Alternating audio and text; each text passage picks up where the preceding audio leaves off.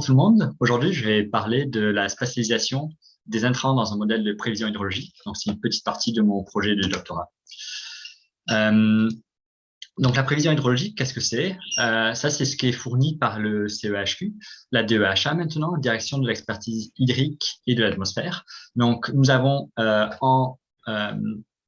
euh, trait bleu les observations de débit à notre rivière. Et enfin, nous avons une estimation du débit futur de notre rivière à court terme avec le trait noir plein et à moyen terme, au-delà d'une semaine, avec le trait pointillé. Il y a plusieurs façons de représenter un bassin versant quand on veut faire de la prévision hydrologique.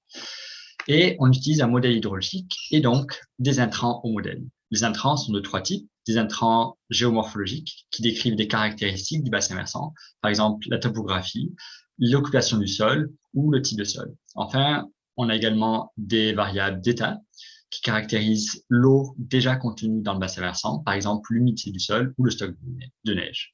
Et enfin, nous avons la météorologie, typiquement précipitations et température.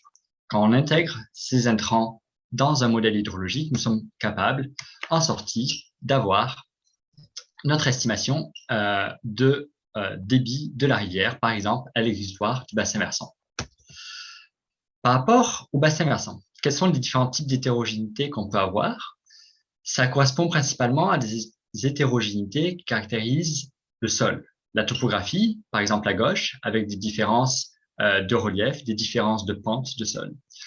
On remarque ici un bassin versant qui est plutôt hétérogène en termes d'altitude, alors que quand on regarde son occupation du sol, on s'aperçoit que ce bassin versant est plutôt très homogène avec énormément de forêts.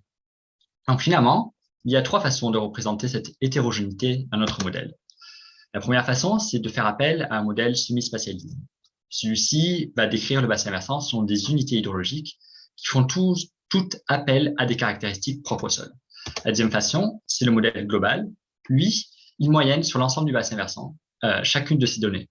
Donc, c'est un modèle très simple qui prend une seule valeur pour chaque variable pour représenter l'ensemble du bassin versant. Et enfin, nous avons un modèle intermédiaire, le modèle entièrement spatialisé, qui, lui, décompose le bassin versant sur une grille régulière, finalement, un peu comme le font les données satellitaires. Quelques avantages par rapport à chacune de ces représentations.